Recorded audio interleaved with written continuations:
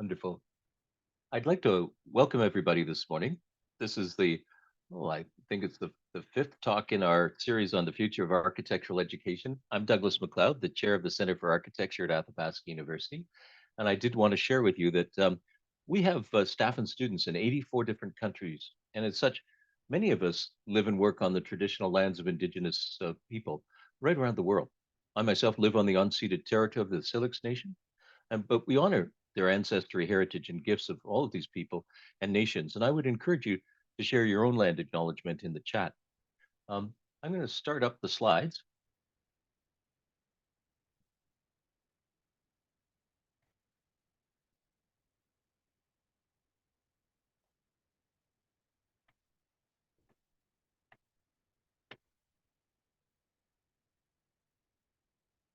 Always takes me a few minutes now to find the right button. But we're going to talk today about the architecture of learning and the learning of architecture in the context of the future of architectural education.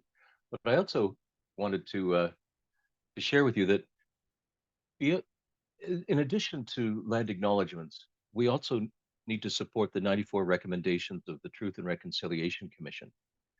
And I hope that we can all act as allies and supporters in realizing recommendations such as this one, which is very pertinent to today's discussion, to call upon the federal government to develop with Aboriginal groups a joint strategy to eliminate educational and employment gaps between Aboriginal and non-Aboriginal people. So in this context, I'm going to talk today about a revolution in learning and the fact that everything has an architecture, and then look at what works and what doesn't, and then ask the important question, why bother? Then talk specifically about Athabasca University and the Center for Architecture, and then think about what we should teach and how we can design the future of architectural education. So a revolution in learning, well, things are happening in an incredible way. You know, we will soon be teaching a generation of university students who have never known life without devices like the smartphone. And more than that, they're predicting that next year, 72, almost 73% of the people who are connected to the internet will be doing so solely and completely through their smartphone. That represents 3.7 billion people. And we can compare that in terms of education to the number of people in the world who have a bachelor's degree, which is less than 7% of the world's population.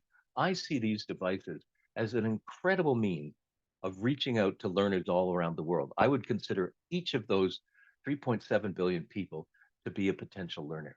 And you go, well, how does that work? Well, one of my colleagues, Dr. Viv Kumar, he stays up late on Saturday night. He lives in Edmonton, and he connects with school age children in India where it's Sunday morning. And they borrow their parents' smartphones, and he teaches them how to program in a graphics language called Grasshopper. It's not the Grasshopper we know from Rhino, but it's a different visual programming language. And this is an amazing opportunity. But even in architecture, specifically in architecture, Fast and Ep, an engineering firm in British Columbia, has offered up these free apps for you to calculate. For example, you give it the span and it tells you what the depth of the beam will be. So these are kind of exciting new opportunities.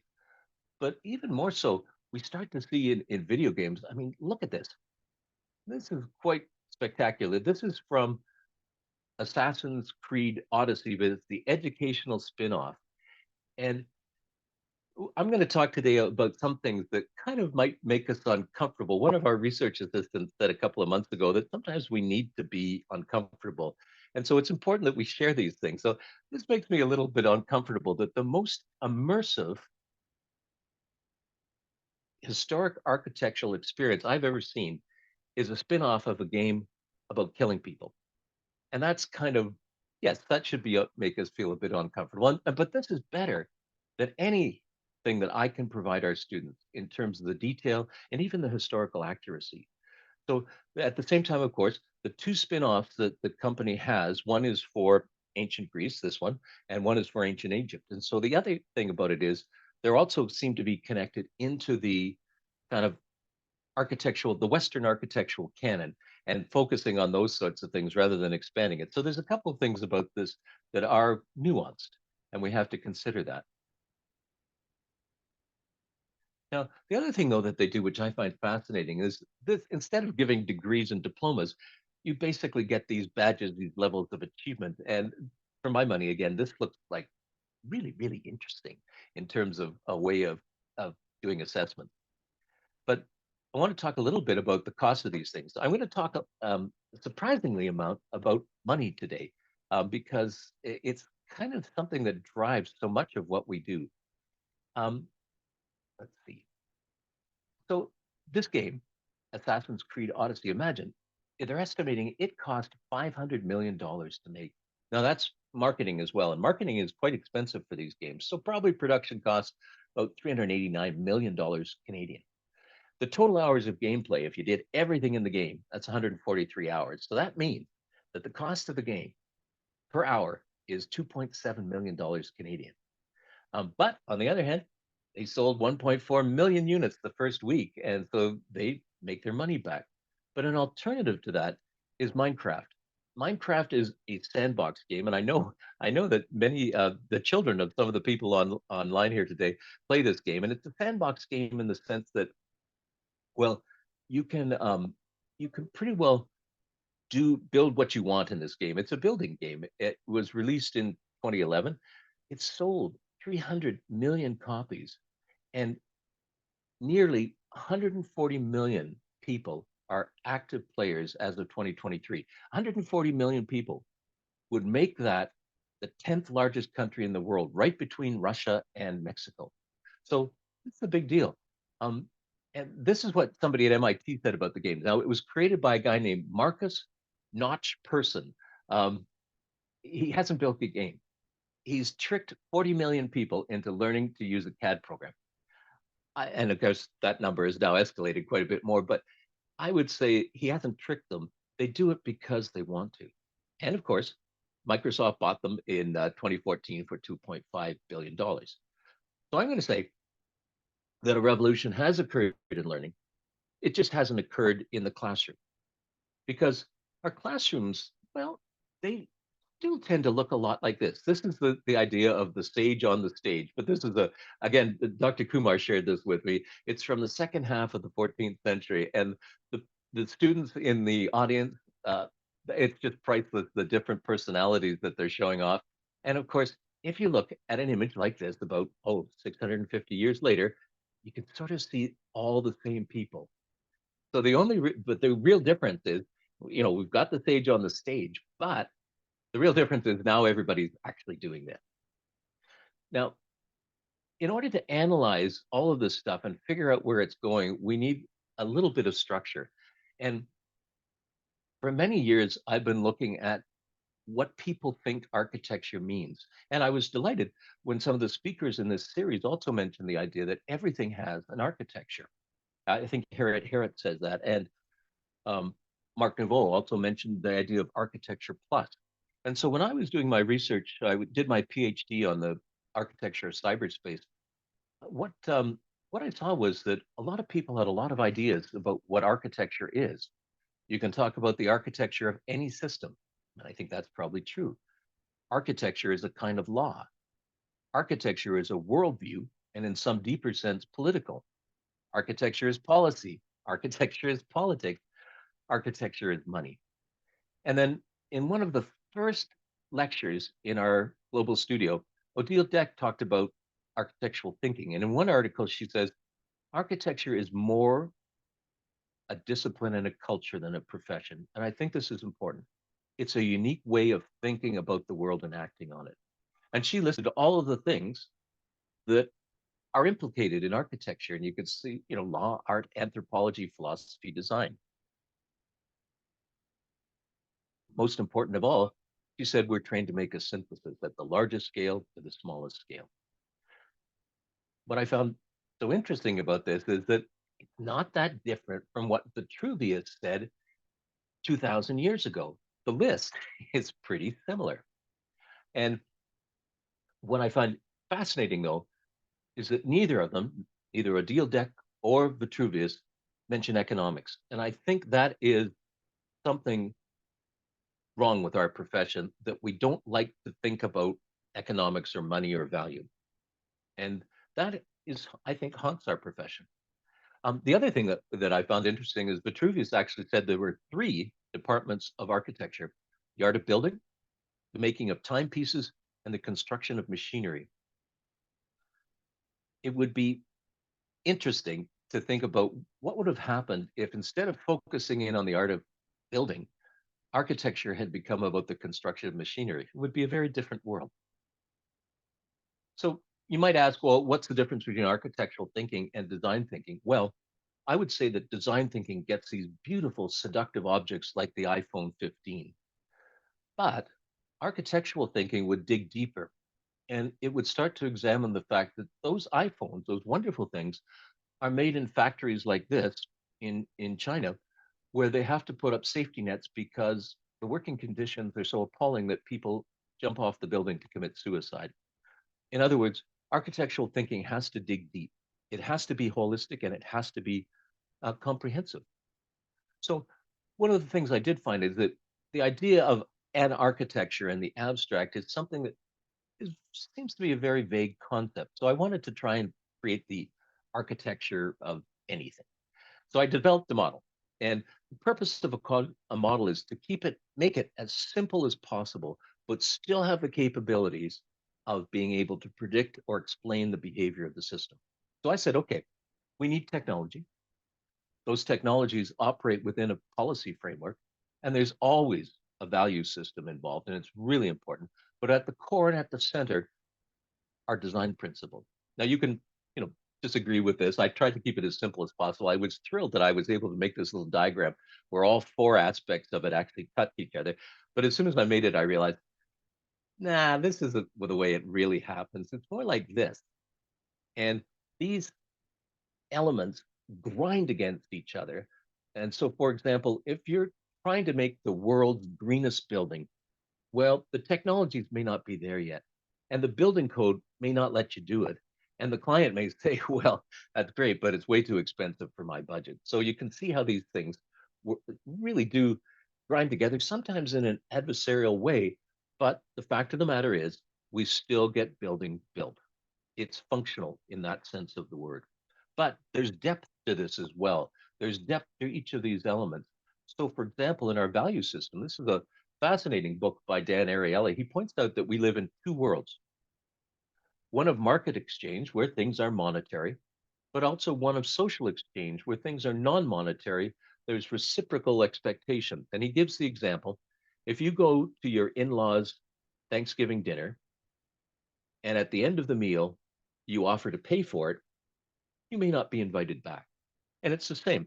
Actually, some of my friends are on here today, and I have relied on them over the years for letters of reference and all sorts of other things. And I would do the same for them. But if one of them phoned me up and asked for a letter of reference, and I said, I'd be delighted to write the letter, but it's going to cost you 20 bucks. I suspect I wouldn't be their friend for very much longer. So this is really important.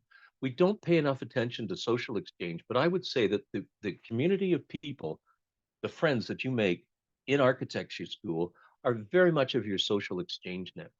So we can see that architectures are actually along a spectrum of open or closed. So at this side, things tend to start out as very open systems. And social exchange, they tend to be, if you look at the internet and its history, you can see so much of it was open source code and it was very permissive. And it was really based around social exchange. Now, the thing in the second down about technologies, this sounds like kind of Marxist dogma, but it's a really simple concept. When we use technology, are they actually helping people? Are they making them more productive? Are they making their work safer or healthier? Or is it just technologies being brought in to increase the bottom line, to increase profits? And if that technology replaces labor, workers, well, that's okay. So we see that basically things move from open to closed architectures. And we can even see that in architectural education quite clearly. Stacy Woolsey, um, who spoke a couple of weeks ago about her program, Make Your Own Masters, this is an incredibly open system. She didn't mention this because I guess she's very modest, but this is totally volunteer work. She doesn't get a penny for helping all these people to make their own masters. And the companies that are involved, of course, they contribute their time for free as well. So in other words, this is a very open system, and it's a very wonderful system too. But again, architectural education does tend to move to become more closed and prescriptive. And that's not necessarily a bad thing. Here in Canada, we have this thing called the chiclet diagram, and it's worth looking at because it's about the competencies that you need to have in order to be an architect. So zooming in on it, in the top thing, in terms of the foundation, the dark blue chiclets are what you should learn in school, and the light blue ones are what you would learn on the job. Similarly, in the specific competencies of an architect, the orange chiclet are what you would learn in school, the yellow ones are what you would learn in the office. And what we've seen in Canada is over time, this process has become more and more detailed. So, for example, when I started to get registered in Ontario back in the 80s, the Ontario Association of Architects had two things. They called them Group 1 and Group 2. Group 1 was a multiple choice exam, Group 2 was a take home design exam. I foolishly only did Group 1 and then moved to California where they had 12 exams, including one where you gather up all your drafting tools, including drawing boards. You came into an auditorium, and precisely at 8 o'clock in the morning, they gave you the design brief, and you had 12 hours to design and draft the building. Now, I think we're getting perhaps a little bit excessive in terms of our accreditation procedures. Vivian Manask once said to me, well, we didn't do all that stuff and we turned out okay. So we really need to think about in this context what works and what doesn't work. Let me have a sip of coffee. This is probably the most important slide in my deck because the thing about it is all young mammals are hardwired to learn through play. So it's great. Video games and iPhones are wonderful, but we really only need to remember this one simple idea because we all know, for example, small children who know more Latin than a medieval scholar because they've soaked up the name of every dinosaur that's ever been found. Now, the sad part about this is our school system seems to deaden this instinct in most children by the age of 8. But it's serious because there's another great book. He points out that innovation requires improvisation, and you can't improvise if you don't know how to play. And he references a letter that Einstein wrote. Somebody asked Einstein, well, how do you come up with your ideas? And so I went and found the full text of the letter. And Einstein said that the psychical entities which seem to serve as elements in thought are certain signs and more or less clear images which can be voluntarily reproduced and combined. And then he added, this combinatory play seems to be the essential feature in productive thought. So that's a pretty good endorsement of play by somebody who really had some interesting ideas. But we can enhance play as Froebel did. Now, Frederick Froebel, he was active in the 1840s and he developed the whole idea of kindergarten, and he very carefully chose the German words, a garden of children. In other words, a place where children can blossom. And in his education system, as you attain different levels, you got gifts. And some of these gifts were blocks. I did not realize that this was one of the first time that wooden blocks like these were used as toys. And they do again have a ringing endorsement. Frank Lloyd Wright said about those toys that all are in my fingers to this day, which is a really interesting idea when we think about the things that we play with and the way that we developed. But we can do an awful lot to help this sense of play. Um, Anybody who thinks that architects don't have an impact, wow, some of the studies out there are incredible. This group went and looked at 153 classrooms in 27 schools, and they found a 16% variation in academic progress according to the levels of light and temperature and air quality, ownership, flexibility, complexity, and color. So these are all things that we can actually have an impact on. And in fact, it may be even more profound than that.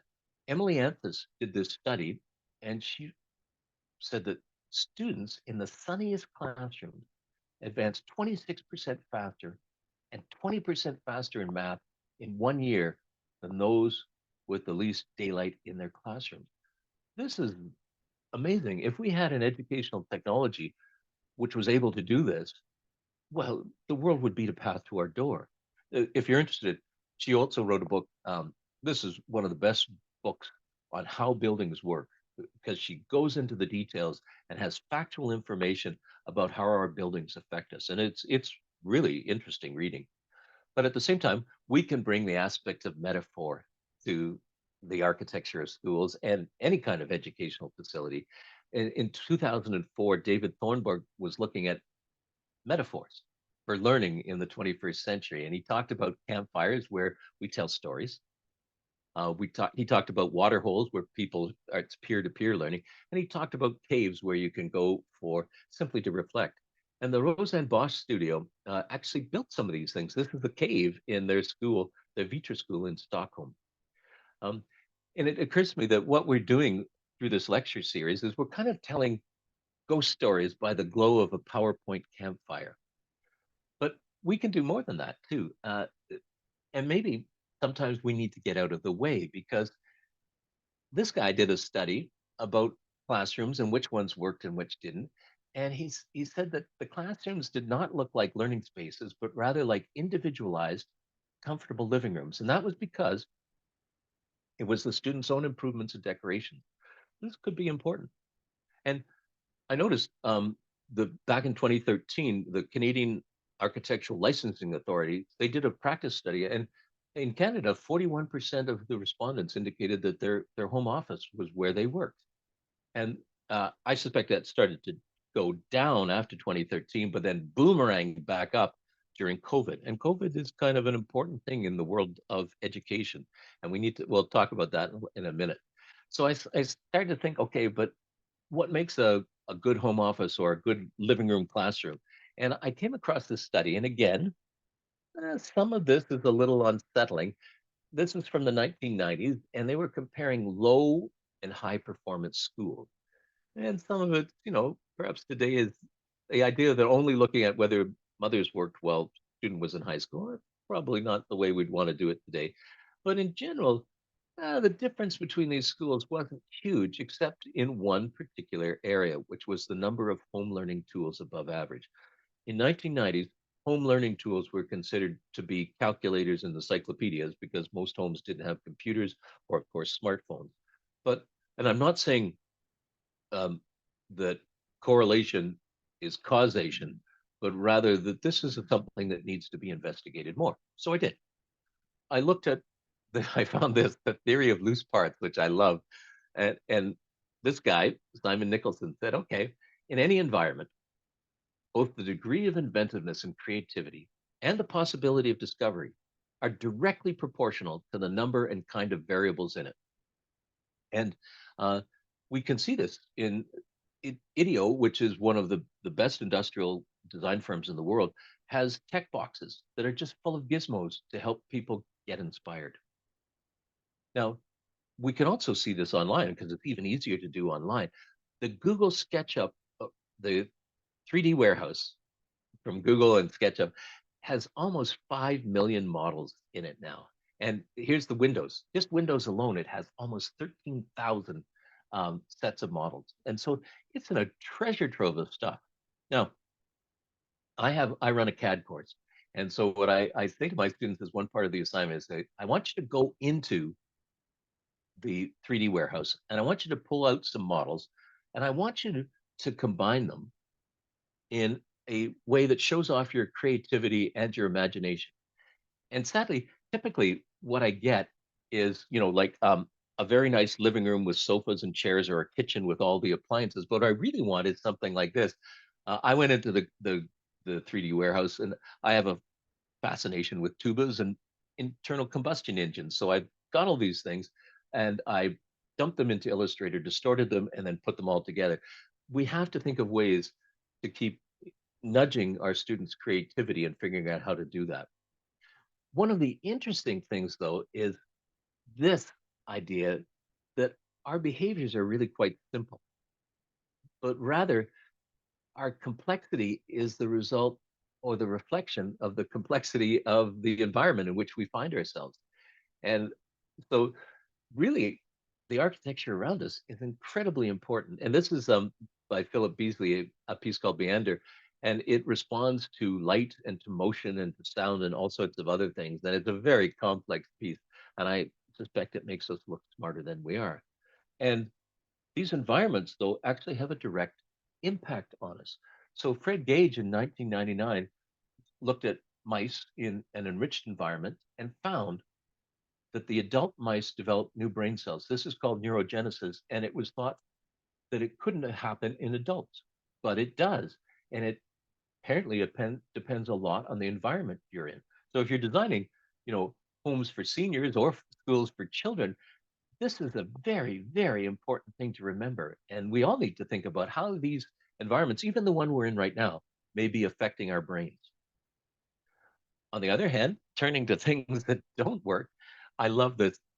They did looked at 355 research studies from 1928 to 1998 on radio, television, and computers, and they concluded that the equipment made no significant difference. Now, on the right hand side is I got involved in e-learning about 1998, and at that time, if you wanted to do a video conferencing classroom between, say, as they did between University of Calgary and University of Alberta, it cost hundreds of thousands of dollars to set up all this equipment. And in general, it simply didn't work. So we tried to make something that was compartmentalized and could turn any classroom into a distance learning classroom. And we had this nice case with a PC inside and all these things. So of course, it's been superseded by all the other things. But the point here is I think these guys were looking at the wrong technologies. And there's several significant technologies which are really, really important. Now, blackboards, it's absolutely critical to the industrialization of education because with a blackboard, not only do you reinforce the sage on the stage, but you can also teach 30 or more students the same thing at the same time and focus attention at the front of the class and on the teacher. So this is an amazing distribution of a technology. It was really not started till 1800 in Edinburgh, where this guy puts individual slates together. But 9 years later, the idea had crossed the Atlantic. Every public school in Philadelphia had one. And of course, it's evolved a little bit um, from porcelain-based paints to green paints to now, of course, whiteboards. Um, but at the same time, and this will be a little bit uncomfortable, but we had to have something else, another kind of technology in terms of control. And this was corporal punishment. This is a catalog from the 1970s, an educational catalog, and it looks innocuous. There's bells and there's blotters. But then you look here, a regulation strap, 15 inches long, good quality rubber. This was used to hit children. And it was an interesting process. One day in 1967, a bunch of us were having a massive snowball fight at our public school. And then, somewhat foolishly in retrospect, we decided to start throwing snowballs at the school itself. And for this, we were hauled out of the class, lined up in the hallway, and the principal came along and he had a leather strap. This was a high quality school. And we put our hands out and he came down and he lifted the strap above his shoulder and brought it down first on our right hand, then on our left hand. And he just went right down the line doing this. Now, we were 11 years old. So, and we thought we were very worldly. And so getting what we called two of the best, it wasn't that traumatic. But there was a smaller child who was caught up in all of this. He was about 8 years old, and I was close enough to watch this happen. He was really scared. He had his hands out, but they were trembling. And as the principal came up, he lifted the strap up to hit the child. But I could see he wasn't winding up as much as he wasn't going to hit him as hard as he hit us. But when he brought the strap down, the kid moved his hand, and that made the man mad, and he really walloped on the second one. Um, so we can see this lurks in the background, and right into the 70s, it was a teacher could hit a child with impunity. And one of the reasons I mention this is because whatever happened in our public school absolutely paled in comparison to the horrors that were visited on Indigenous children in the residential schools. And this shouldn't make us uncomfortable. This should make us ashamed. So we need to consider where these things are coming from. But again, history fascinates me because right as they were phasing out corporal punishment, something new was happening in terms of control. In 1968, the American Psychiatric Association the first time ever, said something about this disorder called hyperkinetic reaction of childhood. But that wasn't quite a great name for it. So in 1987, they renamed it attention deficit hyperactivity disorder. And then it took off. I mean, now 129 million children and adolescents have been diagnosed with this around the world. And even more incredible, 3.3 million children, one in every 20 in the United States are being prescribed these medicines. And Francesco Mancini in his lecture talked about the Rumpelstiltskin principle. If you can name it, you have power over it. But here, they named it and they made it real. Now, I have a syndrome called restless leg syndrome, which means that even if I'm bone tired, my body can't sit still. I have to keep moving. And one doctor prescribed me one of these medicines, and they are very, very powerful. I thought they were going to have to peel me off the ceiling because, yeah, you're sort of sitting still, but you're vibrating inside. I was surprised at just how powerful these things were. And I'm not saying ADHD isn't a real thing, and I'm not saying these medications don't help. But what fascinated me was how quickly our school system could pivot from what I would call the violent coercion of a 1984 environment to the pharmaceutical submissiveness of a brave new world. Again, I don't really have there's no causation correlation here either, but it does make you wonder about what we are doing in architecture school with studio reviews in particular, because here we've inverted the sage on the stage. The sages are all in the audience, and on stage is the student, a student who could oftentimes would be, of course, sleep deprived and probably totally stressed out. So there have been some really interesting critiques of universities and of architecture schools. And one of the most interesting was, I mean, Cedric Price has got to be one of the most interesting architects ever. But he said back in 1970, while students are at present one of the most mobile social groups of technologically advanced societies, the nature of their own particular production plan, schools, colleges, and universities, is static, introspective, parochial, inflexible, and not very useful. Uh, so he developed a project some years earlier called the Potteries Think Belt. And this was 100 square miles of abandoned industrial land in Staffordshire. It used to be where they made pottery, but it had this railway, which was still functional. So he suggested they make a new kind of university for about 20,000 students. And what it was railway cars that went around this whole circuit. And those gantry cranes that you could see, it would load on a module for a classroom or a cafeteria or a library or a laboratory. And so this brought the learning to the students, and it's a very interesting kind of a very very interesting kind of approach. And the oops, I got out of that. Let me get back in. I'm trying to do something with Zoom here because I'm blocking my own notes, which is let's go back to this and see if that works. Yes, okay, that's better. And but another thing that came out of this whole time period, um, oops, let's go back. I and a number of people on this call went to a very radical school of architecture in Toronto during the 1970s. And our chair, Peter Pregnell, said, wrote in 75, a fulfilling educational experience should be more valuable than a hand-me-down, make-believe imitation of office practice. Now, this was considered to be heresy in the day, and it almost got our school closed in the 1980s, and it would still be heresy today, but it's still a really important question, and we'll come back to that in a second.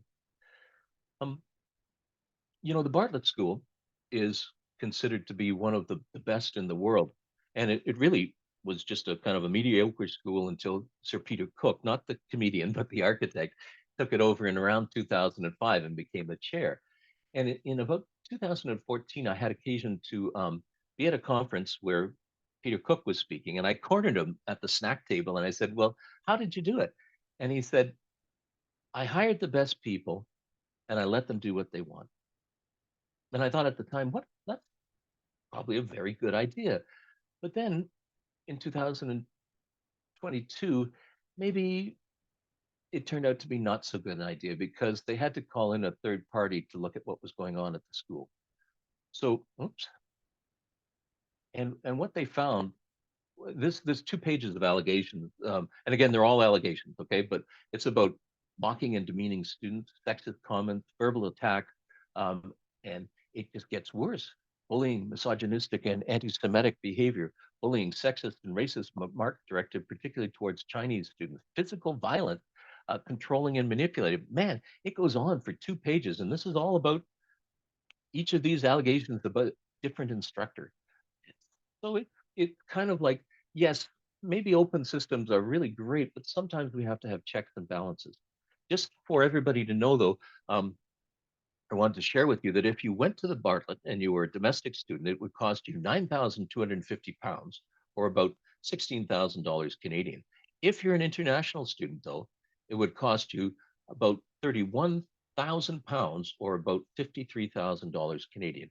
I ask you to sort of hold on to those kind of numbers for a minute. So, if we're going to change things, though, this is a great quote. No form of technology, no matter how cleverly designed or sophisticated, has the capacity in and of itself to change practice. So, how do you change practice? Well, they go on to say you've got to make a design that addresses curriculum, resources, participation structures, tools, and surrounding space. In other words, I would say this is kind of an architectural model of how you actually change things. But there's something that they actually didn't include, and I think it's incredibly important. And this was from my own research. When I started looking at cyberspace, I couldn't understand why things were happening until I came across this idea of affect signaling. And affect signaling, well, it's just emotional communications. If you if you want to see an example, look at the way that a parent talks to a newborn baby. It sounds like gibberish, but it's not. It's critically important to the development of that baby that there is this emotional connection to their parent. And so you can have positive affect signaling and you can have negative affect signaling, and it's embedded in our language. When I give somebody the cold shoulder, I'm signaling negative affect. And you can say, okay, so what? Well, other people have gone in and say it's the real engine in our evolution. And it underpins the development of shared sense of reality on which a large group structure depends. And it's the ability of the organism to engage in co-regulated effective communication where it becomes more and more differentiated over time. And another example is if you ever had a teacher who is enthusiastic about their subject, well, it's contagious. And human beings, being human beings, we subvert every form of communications for affect signaling. We've been doing this since we started doing handprints, and handprints are way more prevalent than cave art. They're found in almost every culture all over the globe. And basically, what you do is you make a mixture of charcoal and water, or ochre and water, and you fill your mouth with it. And you take a reed, which acts as a straw, you put your hand on the wall, and you blow the mixture out of your mouth around the hand in order to make these things. What researchers have discovered recently is that 3/4 of the hands are female, which could make us reassess the whole nature of cave art and art in general. So these things are very important. But you think about it, the internet was supposed to be about connecting computers to share data, but email became the killer app. The World Wide Web was supposed to be about information management, and it became about posting pictures of your cat. And it's the same with Facebook and with Twitter. All of them are all about us doing affect signaling online. So this is something we need to remember when we're teaching and we're creating programs. So I'm going to go out on a limb and say that if you want to foster higher order learning skills, which we often pay lip service to, you got to have positive affect. You've got to have serious combinatory play using loose parts. You've got to have a series of gifts and rewards. And at best, it would occur in an enriched living room. So this is what we want. But I'm going to focus in on the Canadian situation. It may be different around the world, but Canada, it's an impossible country. I mean, 90% of the people in Canada live in this green band, which is about 100 miles from the American border. 70% of the people in Canada live below this red line, which is the 49th parallel.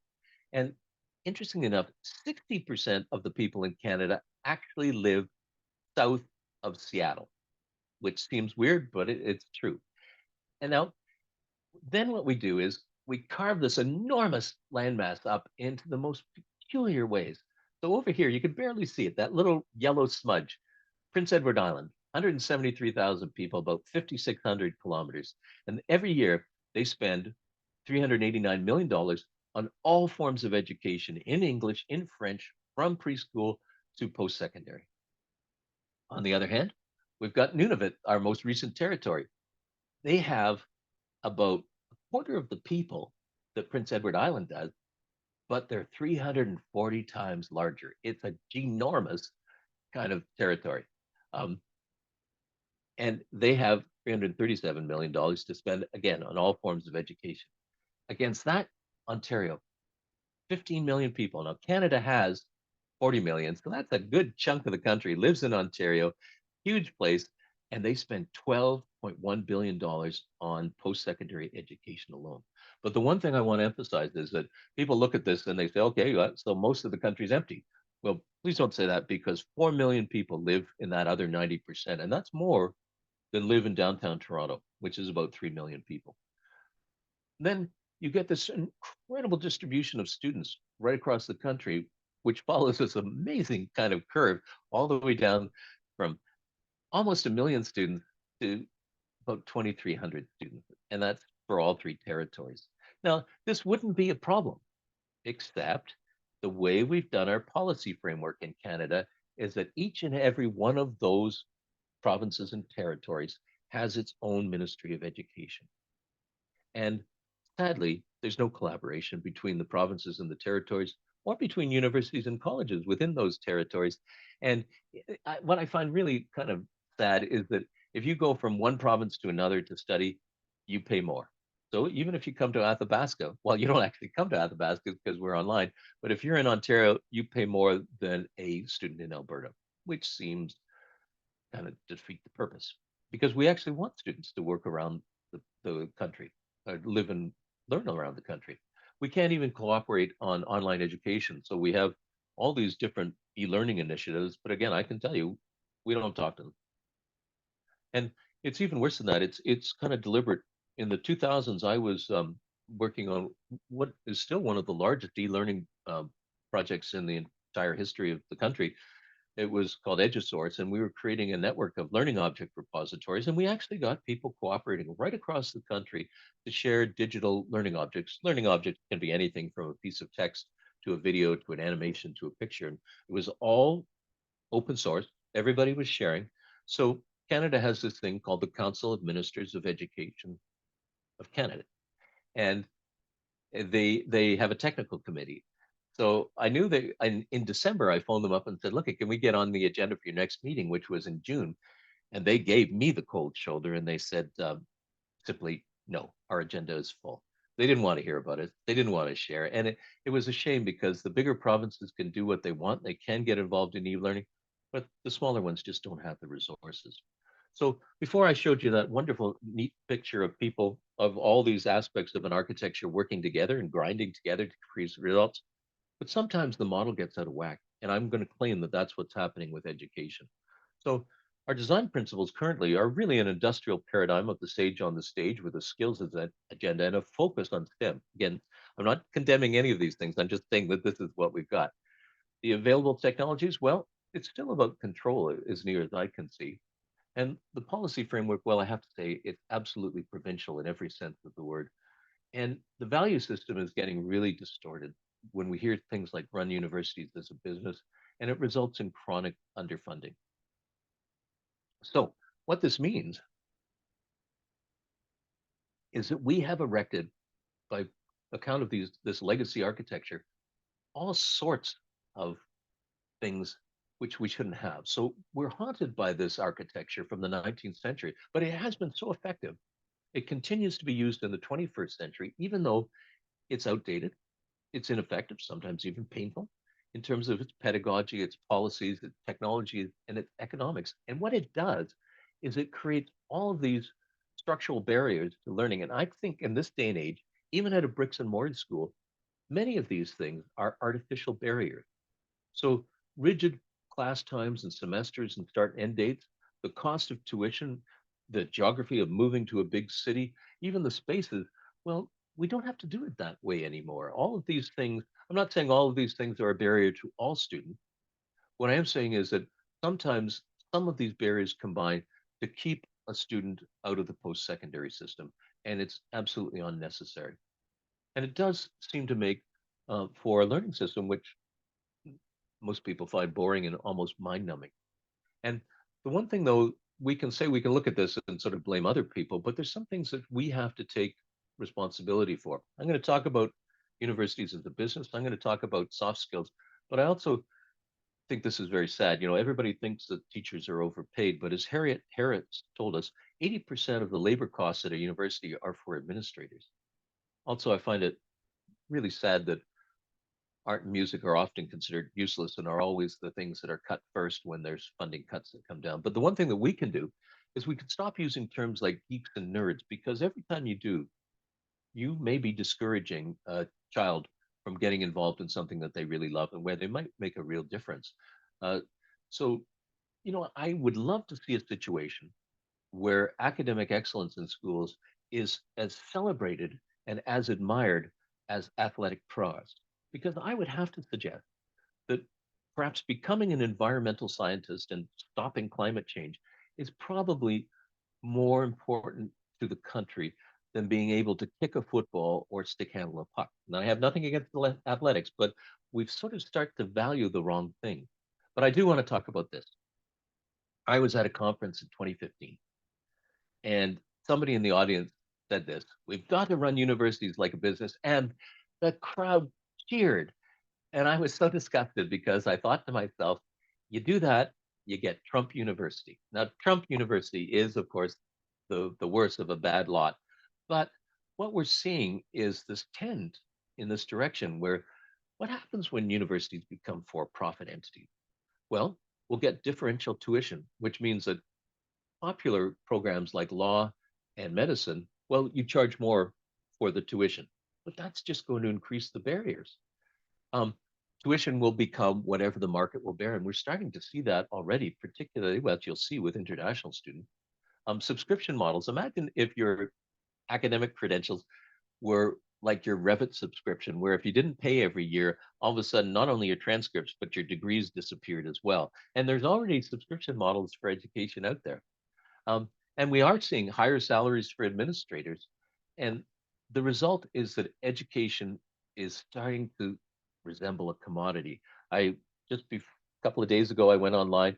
Education is predicted to be an $8 trillion US market by 2030. And when something starts to be perceived as a market, man, it's trouble. Look what happened to housing when housing became a speculative commodity. So we have to be very careful about these things. And this is a particularly bad one. But what we also see many times now is the idea that, well, if it'll advance for me, that we're looking at skills agenda. Everybody talks about the skills agenda. But, you know, a, oh, gotta go back.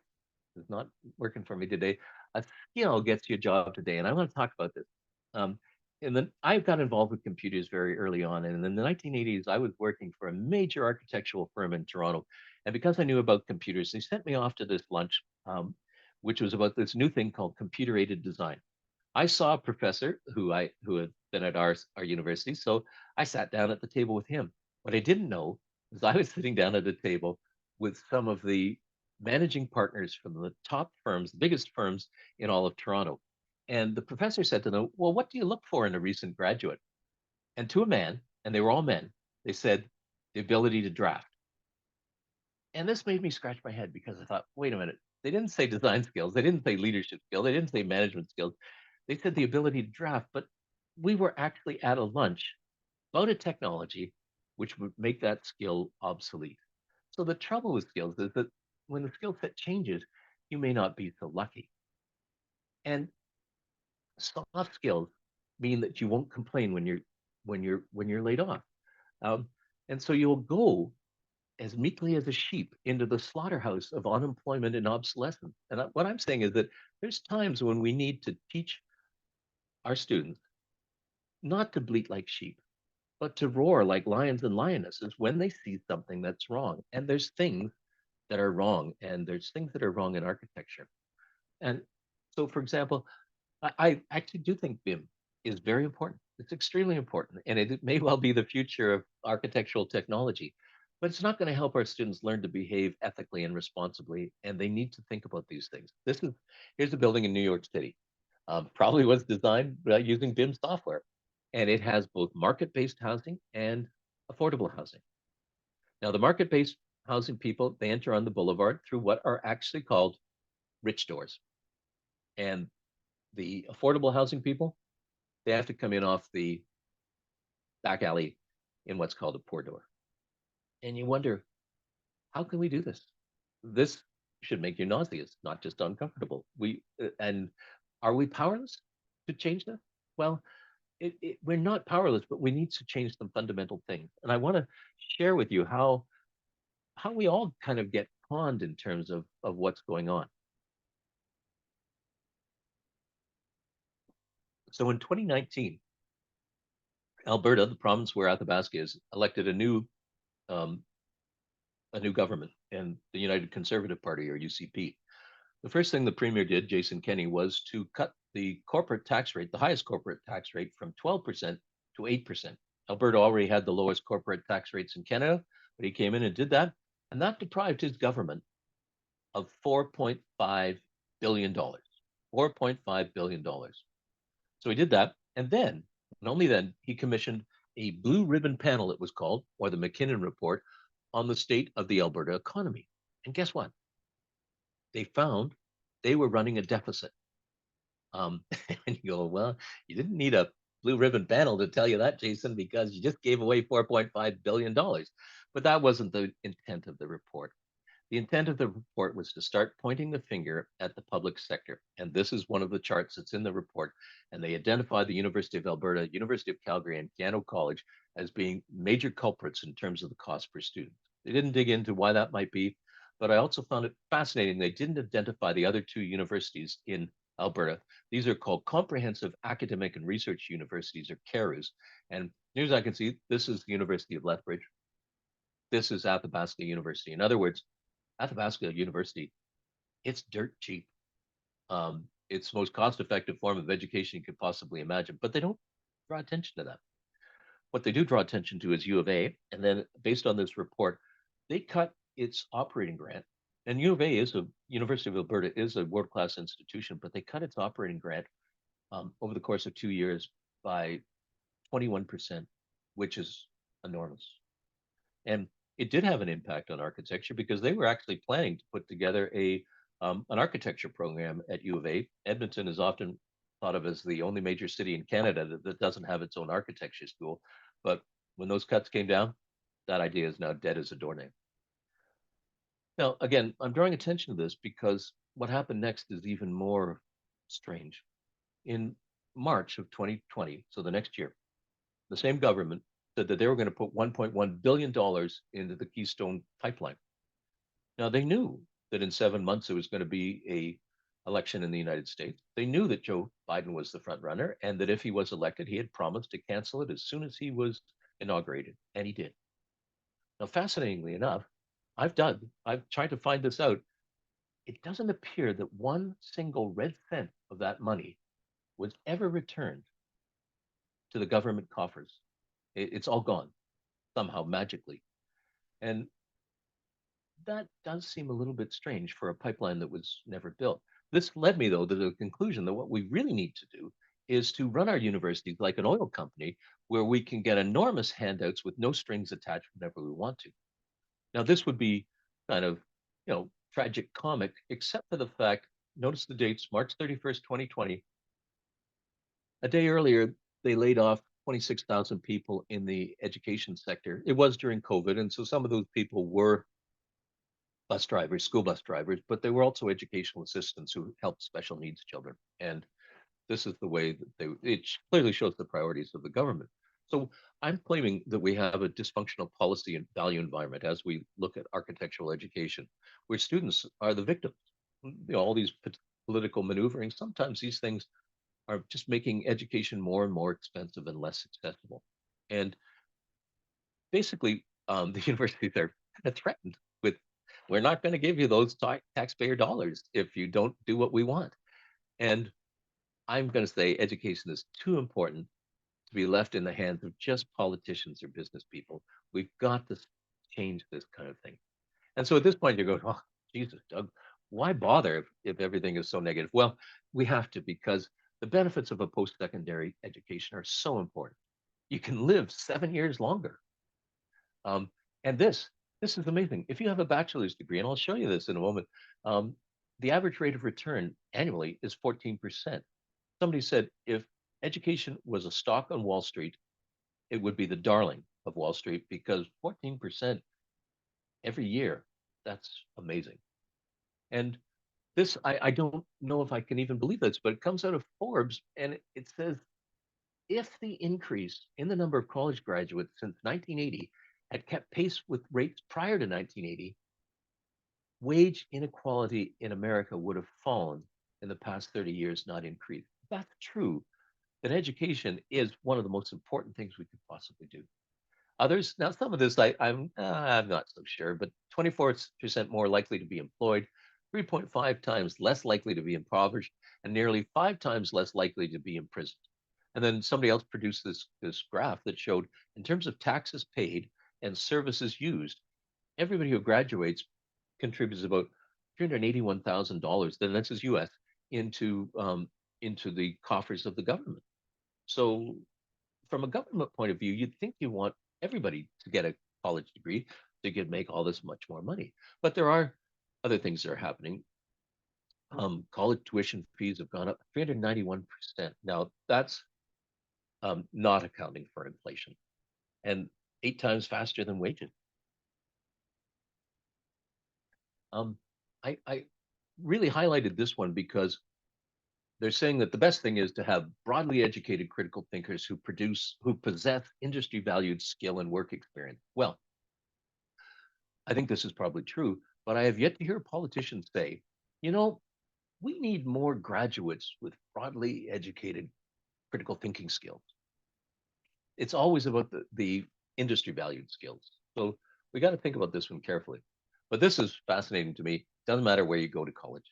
Apparently, it's what you do in college. So if you have a mentor, if you have an internship, then those are the most important things of being having a great career.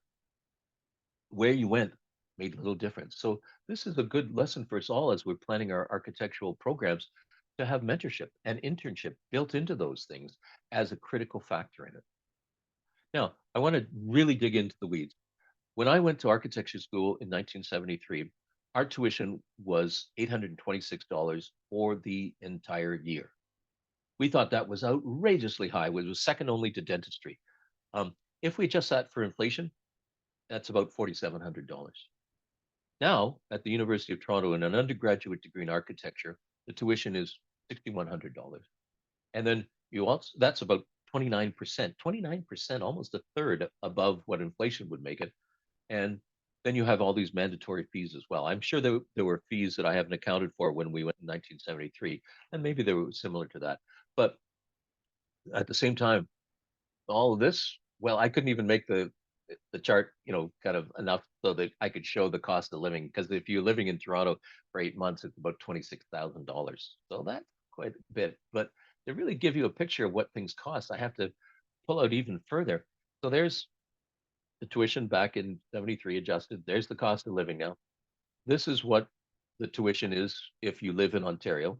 And the master's is about $11,400. And this is what if you're from out of province. So it's about $500 more per year if you're from outside of Ontario. But here's the thing.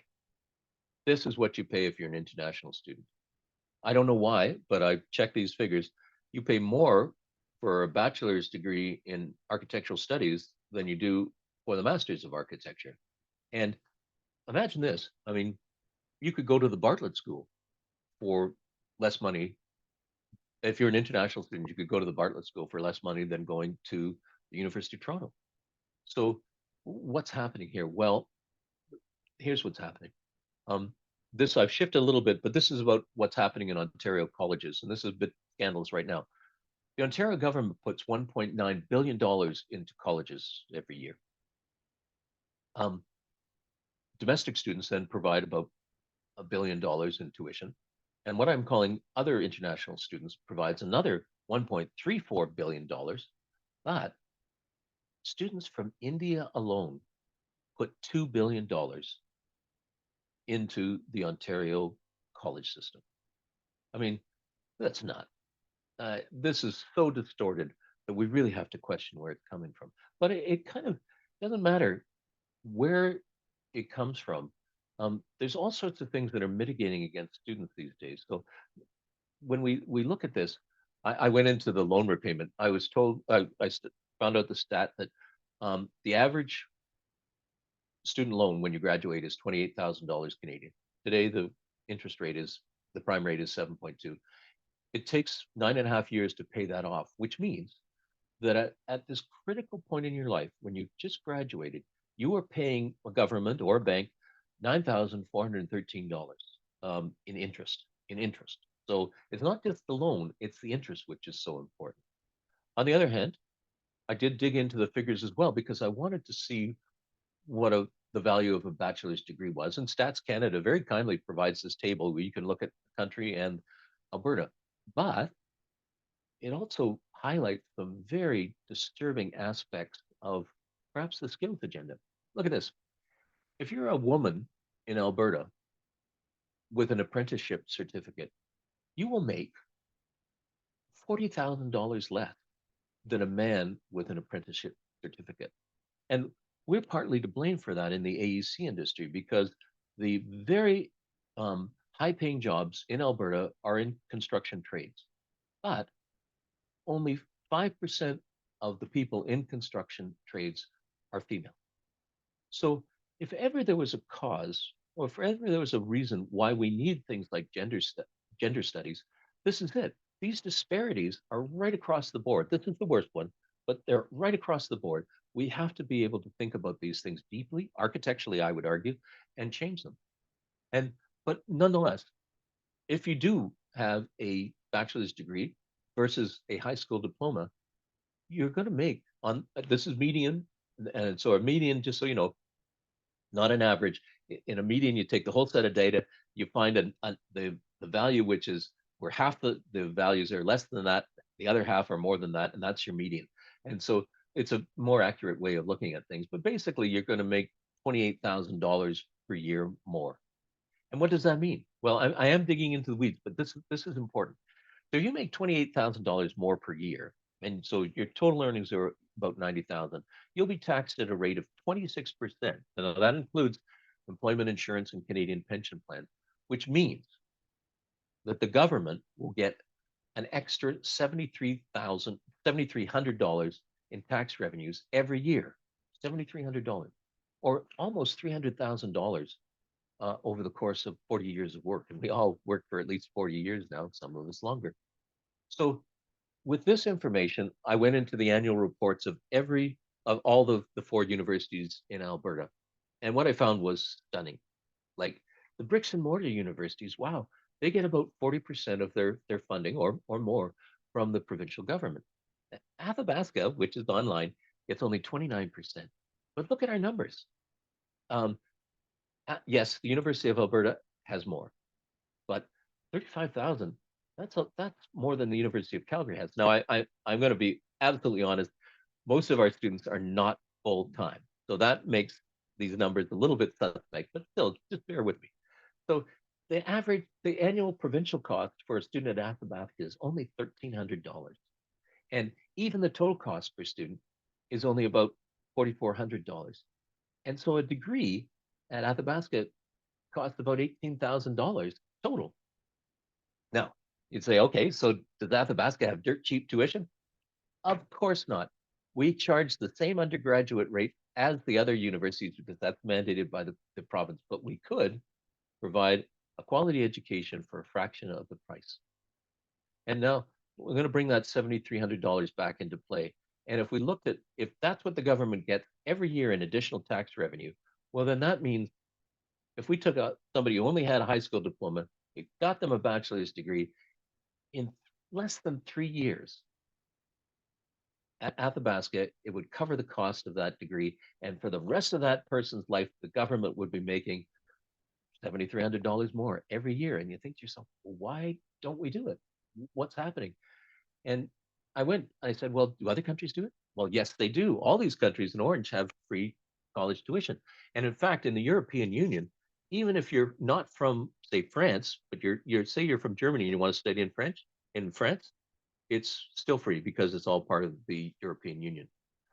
So, of course, there's some interesting blank areas here. And so here's one where the countries uh, where education is a state or provincial jurisdiction, basically Canada, United States, Australia, and Germany. If you know of a country where that I've missed in terms of being a state or provincial jurisdiction, or a country where you know there's free tuition, please put it in the chat because I'm trying to build this up. But again, I'm not saying there's a correlation, but it does seem interesting to me that some of these major countries where the costs are going up and up, they do run education as a state or provincial jurisdiction. And they have those green countries, they have 85 different ministries or departments of education. And that's 31% of all the ministries in the world, if I've got this right. So we need to look at where we're going in terms of the value system. And what's happening is our value system is driving our policy framework to oppose any public spending that doesn't benefit large corporate interests. I know this sounds a bit paranoid, but you know, capital projects and like buildings and high performance computers are preferred over operating costs such as higher wages for teachers. And then we have the double whammy of, there's always this need for more tax cuts, more tax cuts. And you realize that that's leading to the chronic underfunding of our post-secondary institutions. And that in turn leads our universities to do some dubious practices like higher tuition, wage stagnation or disparities, exploitation of sessionals and academic experts, and even the exploitation of international students. So just so you know, if you're on a tenure track at a university, it's kind of like winning the lottery. But if you're a sessional or what we call academic experts, you really don't get paid very well at all. Like we pay academic experts about $29 an hour, and that's for people with PhDs. So what I would say though is that in this architecture, it makes perfect sense to spend $1 billion in a pipeline that doesn't get built while laying off teaching assistants. Because here, and this is the concept, you you want to in this current value system, you want to fund projects that return something to the bottom line of a corporation, like building a bridge or a highway. Yeah, there's money to be made there, and it shows up on the bottom line. But even though there's long-term benefits for increasing the salaries of teachers and getting more people educated, that doesn't actually help a corporation. So that's not really something people are interested in anymore. And we have to fight back against this. So let's now finally getting to Athabasca and what we do. This is a map of all of the universities and colleges in Canada. There's 89 universities, 157 colleges, and that's Athabasca right there. Everything, all the circles north of that are actually colleges or polytechnics or university colleges. So I'm claiming, and you can correct me if I'm wrong, that at 55 degrees north latitude, um, Athabasca is the most northern university in Canada. But as you can see from this map, there's a whole whack of Canada that's even north or even further north than that. So let's focus in a little bit. There's Athabasca, and there's that line. That's where most of the universities are. And at the moment, Calgary at 55 degrees north latitude is the farthest north, is the most northern accredited architectural school in Canada. Now, we were founded about 50 years ago, and it's digital by design, which is really, really important because that means that all of our courses are designed to be online. And we have 850 of them in 21 programs. And this is something we do, I think, do well. We have 350 collaborative agreements with organizations around the world. And we have more than 35,000 students. And we have students in 84 different countries around the world. And 92.5% of our graduates are working, which is the, really, it's a huge number. So what's the difference? Well, textbooks, we provide the materials for you. Um, you can schedule, do things whenever you want. We're not cohort based. We have an open admission. This is about the most important thing. It's non-competitive. Imagine this: those of you who struggled to get into architecture school, um, we take anybody who is older than 16 can study architecture with us, and that is an amazing thing to be able to do in the competitive world of today.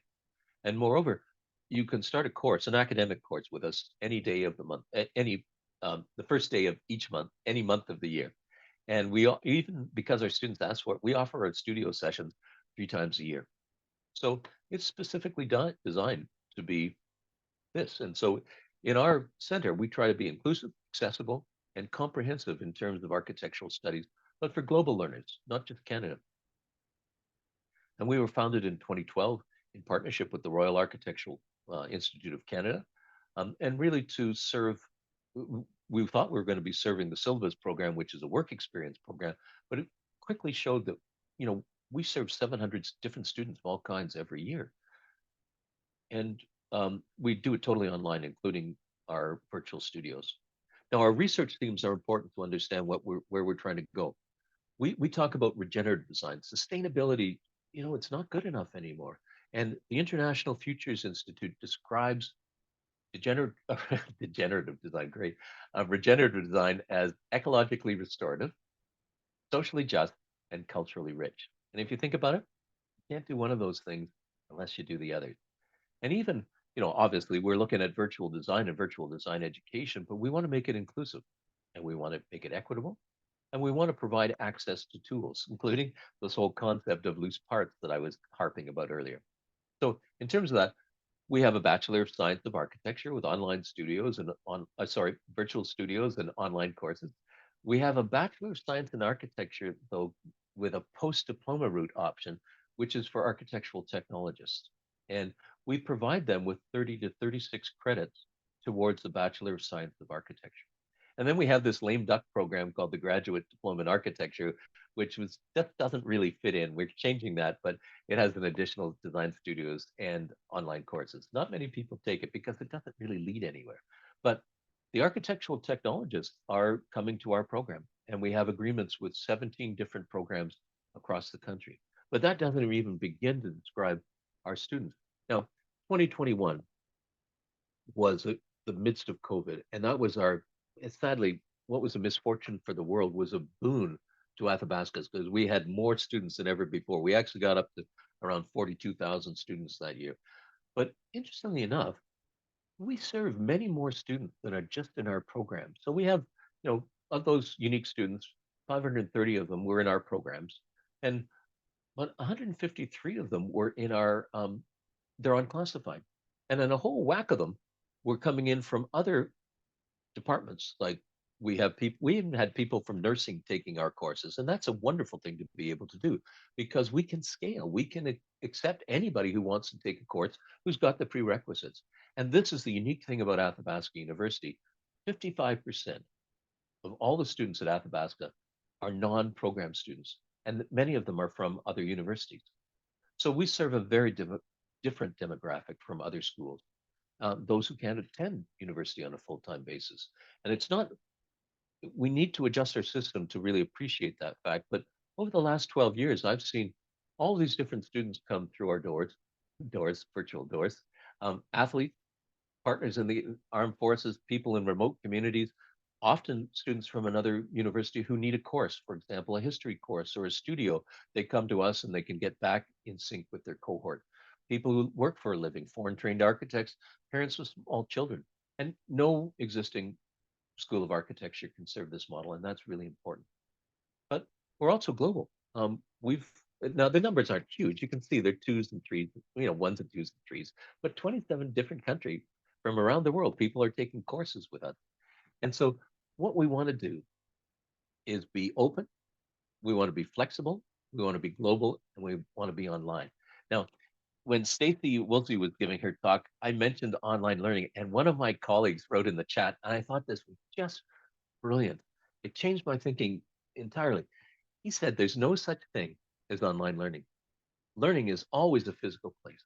It opens up many more adjacent possibilities to be able to interact and share with others online, in part because of the benefits of having those multiple physical spaces." So, um, this is quite extraordinary when you think about it. And we're connecting physical spaces and really making almost instant architecture, assembling these physical spaces at the drop of a hat, like we're doing right now. And then it comes goes to pieces afterward, but is reassembled in a new edifice the next time we do this. It's really quite extraordinary to think of it like this, that we are making instant architecture that would make things like the instant city of Archigram look like child's play. But it does tend to say, okay, what should we teach? Well, we need to teach architectural thinking. And that means we need to future proof our learners so that they can think critically, analyze effectively, act decisively, and embrace empathy. And we desperately need to do that because a skill, well, it gets you a job today, but these abilities are the foundation of a career. But even more so than that, they're essential to address the critical issues of today. This is Kelowna in late on a Thursday night in August of last year. A few hours after this picture was taken, those flames you see in the background were blown across the lake by 50-kilometer winds, and they landed in the city of Kelowna and also in where I live in Lake Country.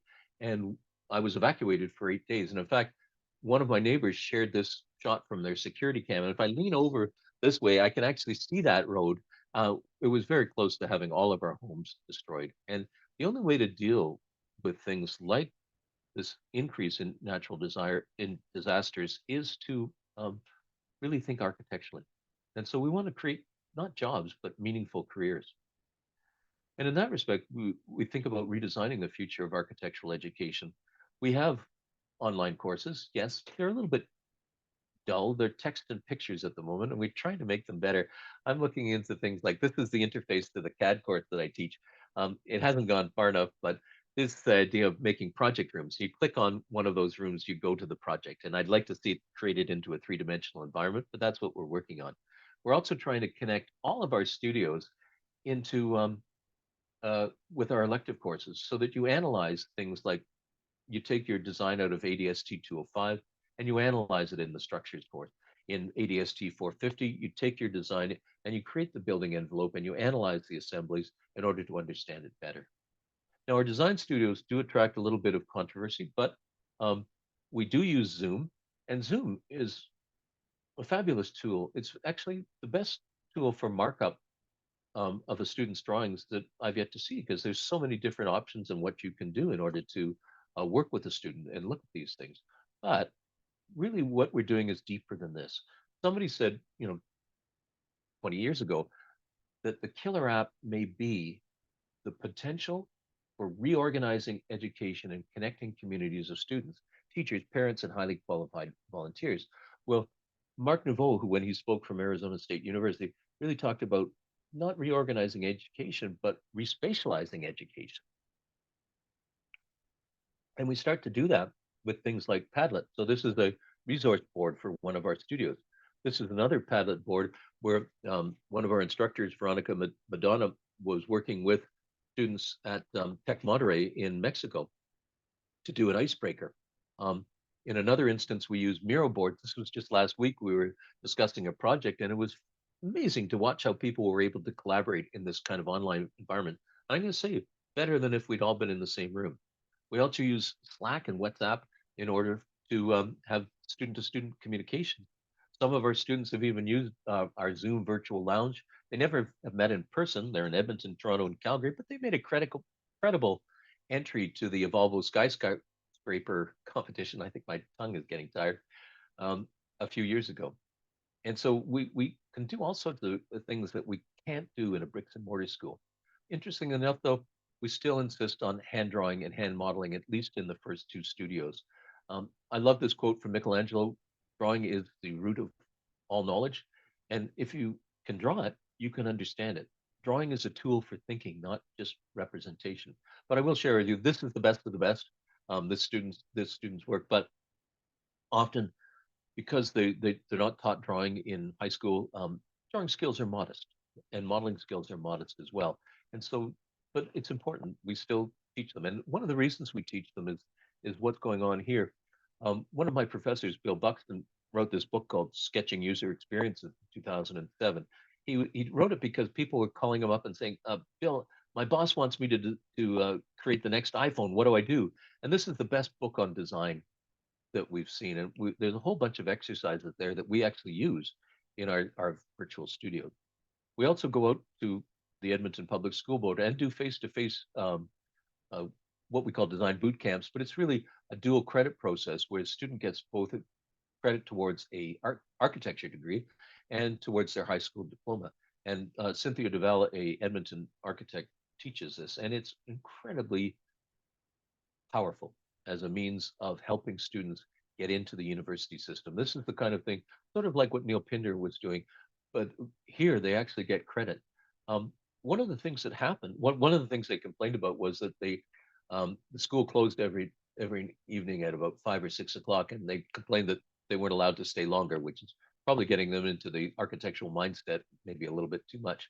But one of the things I noticed is that when we were wrapping up, um, Alice Dawn had kindly given us a donation so that we could provide tools, drafting boards like this and drafting tools. And there was a big tub, and so a student could use it while they were in the program, and then they had to give them back. And I noticed on the last day that a number of the students were trying to sneak out with the drafting boards. And for me, that was an indicator of success. But I've been kicking myself ever since because I thought, damn, if only we could have figured out a way so that they could take those things home, so that they could keep them. What a difference it might make. Um, we saw something similar in our global studio. One of the things we tried to do online, and it did work relatively well, was do a cross-cultural sketching camp. And we were approached by two groups, one in Kliptown in South Africa and one in Enderby, this Belgian nation, about whether their younger students could participate. And uh, Dr. Kornienko and myself, we made a deal with Opus Art Supplies. We got the supplies, we shipped them to both places, and it was being able to share those tools and give that gift, and it was really important. Um, we run a YouTube channel with all of these lectures. This lecture will be up there eventually, and one of the ones that are most popular are the ones that help students understand things like putting together a portfolio or working with Twinmotion. We also have open educational resources, a whole slew of them. Open educational resources can be freely downloaded from our website. They include these kinds of things. When we make a course now, we put up some of the materials as open educational resources. And here's an example of something. This is from MIT, but it existed for many years as something that a website you could go to. But what a great way to show students how structures work. And we should have more of these things. We have a student gallery. We have an experience that Veronica Madonna and Kristen Kornienko run with Lesotho, and it's an amazing grant. And I'll tell you a little bit about it from the Global Skills Opportunity that helps underrepresented students participate to the extent of providing dependent care and even lost wages in order so that people can participate. And you can see this is the kind of experience that you really want to have in that here we see somebody from RISE, which is the organization which we're working with. She's an architectural technologist. Gentleman in the gray sweater, he's actually part of the church whose lands we're working on. The woman with the red gloves, she's a Milan graduate student. The student on the handle, that's one of our students.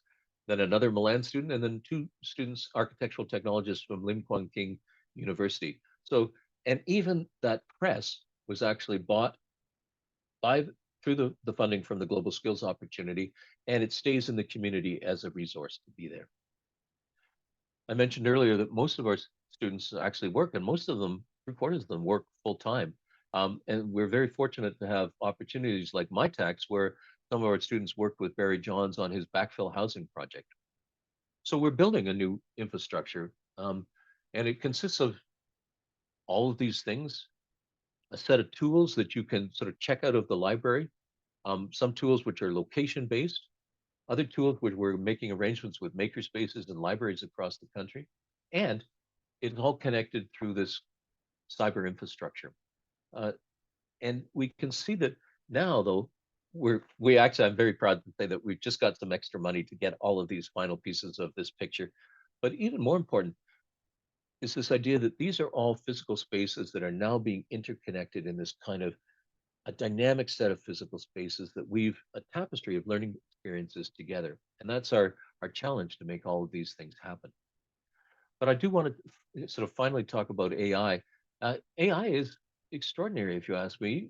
The Navy in the United States and the Bill and Melinda Gates Foundation, they provided these naval technicians with digital tutors or AIs, and they learned more in 16 weeks than others had in 15 years. And the same organization that was doing this went into a school where the students were, well, their math skills weren't great. They were a D plus GPA. Um, but working with the digital tutors, with the AIs, it increased to an A minus, and all of a sudden their results were totally different. But again, this is Microsoft's view of the future, and nobody should have that much control. Not a government, not a company, not a person should have that much control over our lives. We have to think differently about how we deploy these tools. And there are ways of doing it. Rashad Newsom, who is an artist in Los Angeles, created this AI called Being, which is designed to help the Black community deal with the trauma of racism. So we can do things different ways, and we do. We're doing a micro credential on energy efficiency, and the learner is set with the problem that this building is performing at half its predicted level of energy efficiency. And what you get in order to explore is a simulated building that was designed by us and animated by one of our students, and learning units from a company called D55, and AIs from Amitros Learning, a company in Toronto. And the students interact with the simulated building and the AIs to troubleshoot the problem. The learner plays the role of the facilities manager, and the other roles are played by AIs. And at the end, the learner is provided with an assessment of their work. And so this is what it looked like. It's still early days, but basically, here's the human typing in. You can tell it's human because they make a lot of typos. And they're being talking about embodied carbon.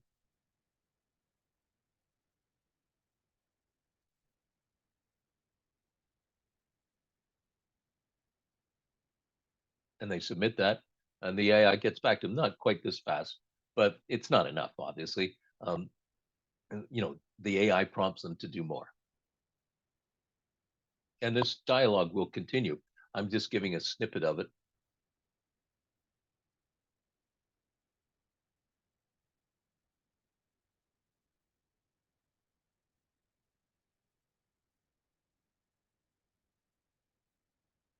And you send that, and then no, you at the end you get your feedback. So you're told whether you have competency, mastery, or perhaps you don't. And this is the way we can use AI to do a whole bunch of things. So Dr. Henry Sang and Laura Vera Augustine have created a EDI module for one equity, diversity, and inclusion module. Um, Veronica and Richard Dixon from business are looking at construction management experience, and of course, all of us worked on the micro credential. So we're saying that we need to have a different approach to AI, and this is kind of important. Do we see it as a public good? I'm advocating that everybody should own their own AI based on this article, and that's capital in service to labor. It would make our learning and it make our work better for everybody. On the other hand, we can have it as a private profit where corporations own all the AIs, and here labor is in service to capital. And if the AI can replace you, well, that's fine.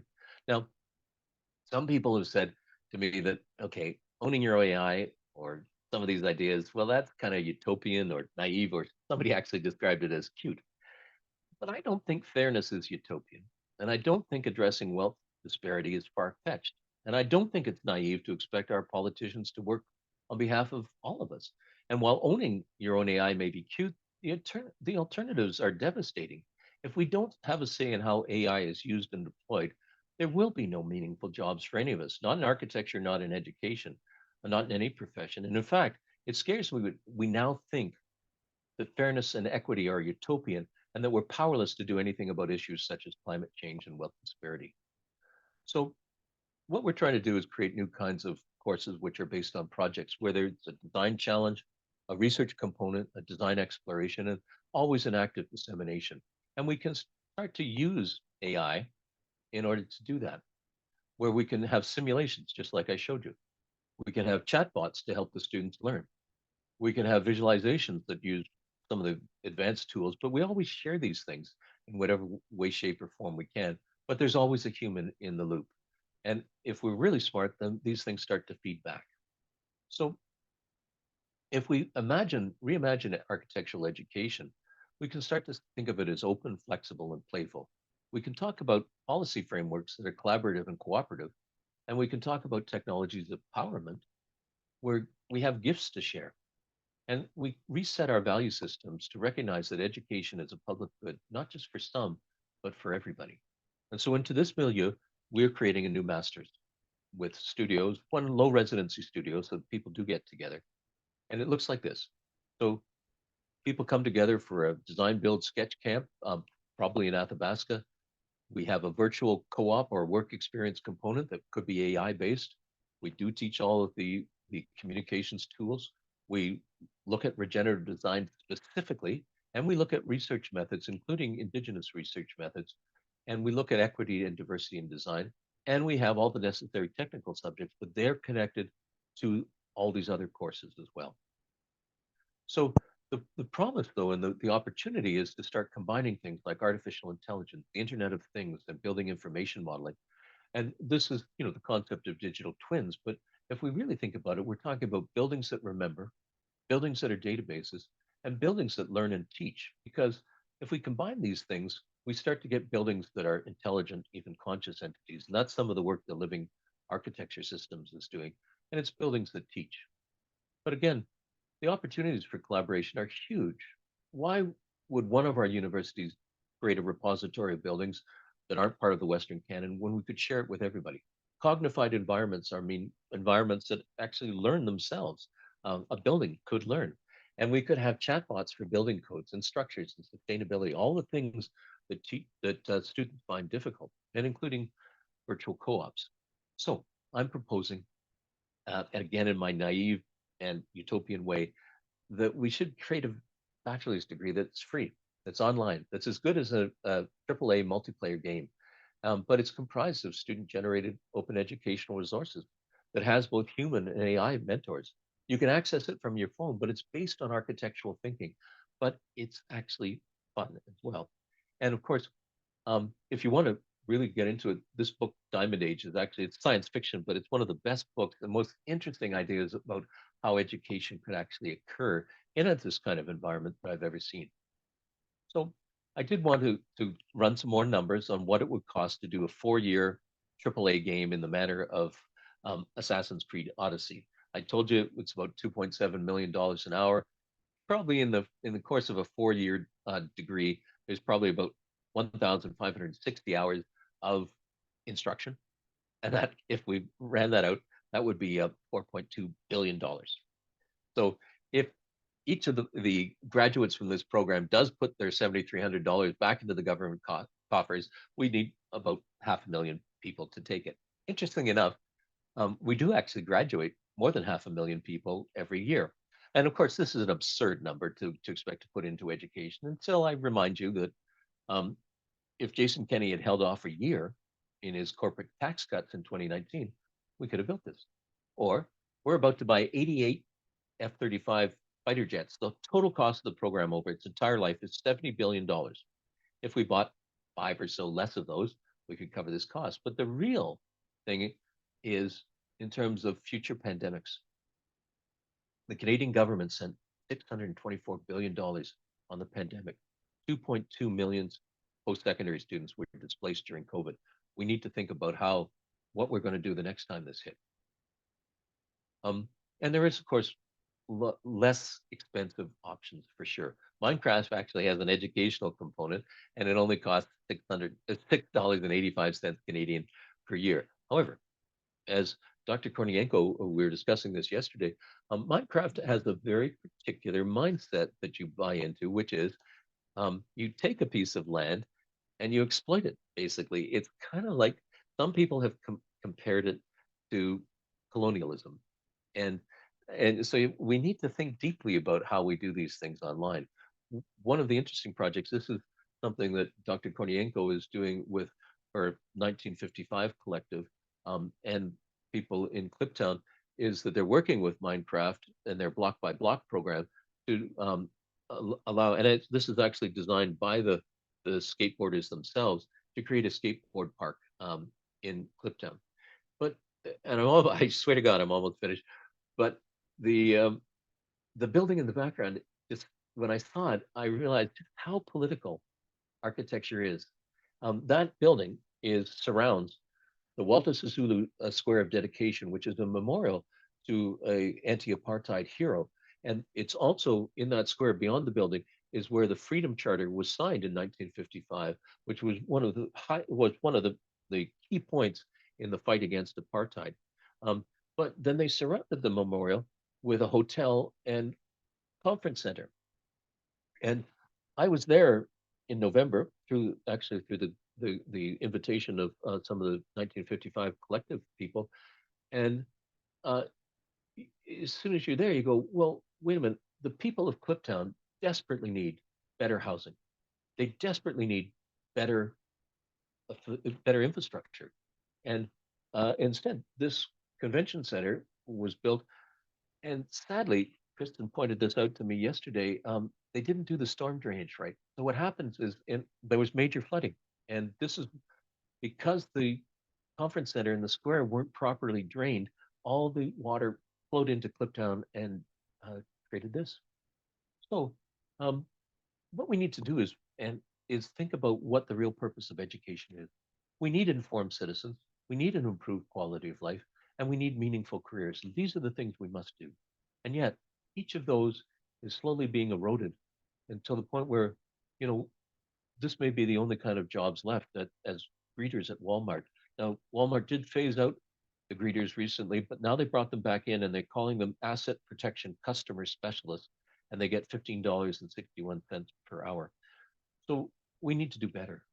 And many years ago, some of us went to visit the architect Herman Hertzberger in the Netherlands, and he said, education shouldn't fill you up, it should make you hungry. And I think we can create a system that makes people hungry. And we can take all of those barriers that I was talking about before and make them into doors rather than barriers. And you can see there's no reason that learning can't be anytime, anywhere. And I really think for all the economic things that I've tried to share with you, there's no reason why it shouldn't be free. But one of the things that I do note, and this is kind of important, is your family is actually paramount. As you get older, you come to realize this. I once, in one of our reviews, I watched while a student was presenting, their partner brought them a cup of tea. And I thought, what a wonderful act of kindness in an environment where you don't often see those kinds of things. And in the dual credit program that we were doing with Edmonton Public School, for the final reviews, somebody's father actually showed up. And wouldn't it be great if architecture schools were actually open to family participation? So the final things I want to share with you is that people need to take control of the architecture of their own environments. And the best way to predict our future is to architect it ourselves. So I want to thank you. I know I've gone way over time, but I did have a lot to say, and it's been building up for years and years. If you want, I've got a manuscript. It hasn't been published as a book yet, but it's actually a scenario about learning in 2050 and 2050 if we did everything right. And I'd be happy to share it with everybody. And I am happy to stay on. I know I've gone way over my time, but I'm happy to I'll stop sharing and answer questions for as long as people want. So thank you very much for your patience and for staying with me today.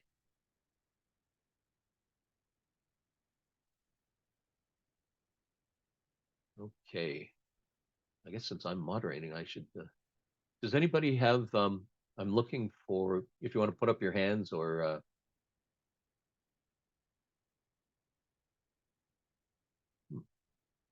stunned silence. Okay. All right. Again, thank you very much, everybody. I don't see any hands. I don't see anything in the chat. Um, I let me just see. Just okay. Douglas, I Yes. Just a comment from me is, you've brought so much to the architectural education community over the years, and so to hear all of these thoughts of yours in one lecture is really valuable, and I'm sure that we'll go over it bit by bit and sort of reflect on what you've done. So yeah, I just wanted to thank you for your input to the profession so far and to the education. So looking forward to many more years of this working with you. Thank you, Trevor. Thank you very much. And I will, this just reminds me, we've got one more session with Phil Bernstein on April 23rd, and the registration information is in the chat. We'd be delighted to see you. Okay. Seeing no more questions, I'm going to let everybody go because I know we've gone way over, but I really appreciate everybody being here today. And